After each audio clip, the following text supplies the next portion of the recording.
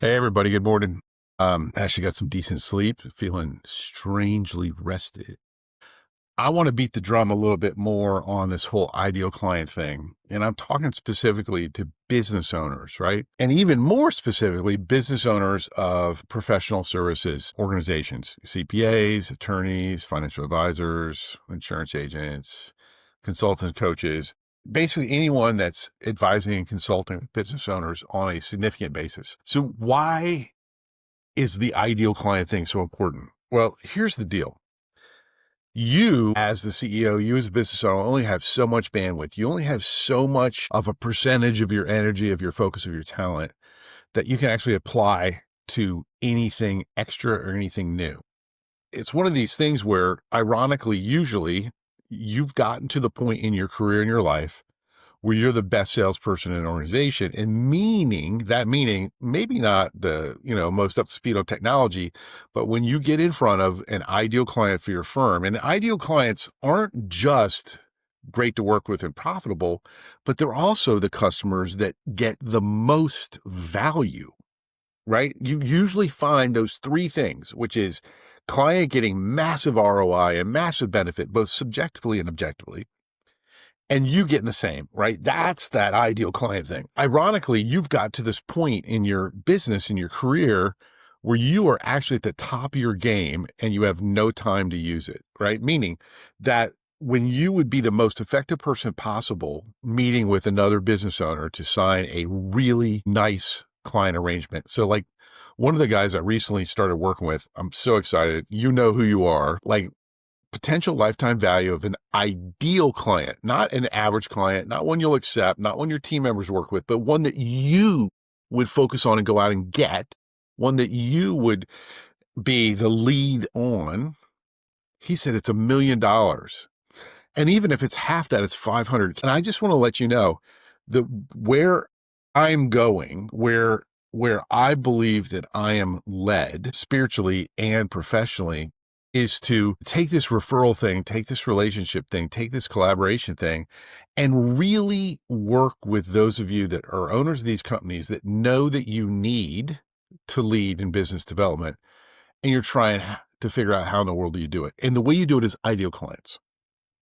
Meaning that if you're going to devote energy, time, and effort, it can't be for business that everyone else in your team can do as well, or in a lot of cases better than you. It's got to be for those clients that you really want, that are game changers for your business, right? So for example, like in financial services, if you add a $1 million lifetime value client, what does that do for your enterprise value?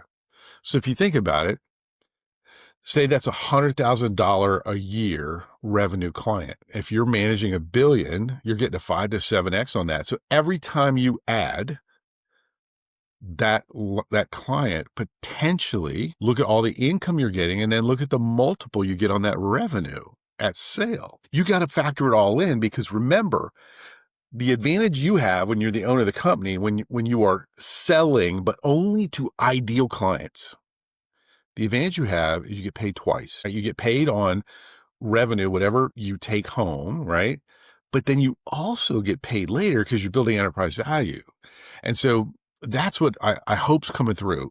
We're getting ready to launch something that's going to be exciting. It's pretty edgy.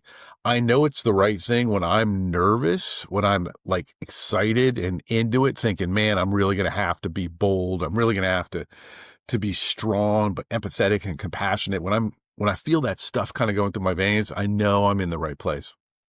More to come later. I know it's a tease, but here's what you can do today.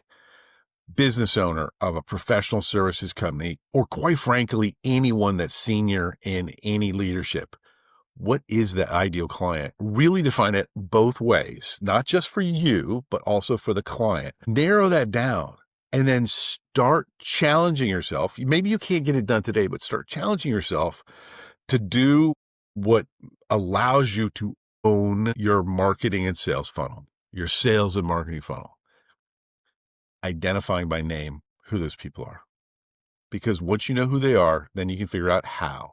This is the biggest thing that people don't get. Success is always in who before how. Thank you, Art Radke. Art Radke, my first greatest sales mentor. Anyways, if you can't tell, I'm a little bit more fired up than usual. Part of that's because I can be louder because everybody else is already up. Anyways, have a killer day. Get out there, be human, and above all else, really start noodling on this ideal client thing. If you're at all interested in this little tease that I've been doing, let me know. We can get you on a wait list for a big Q&A about it. Anyways, go sell.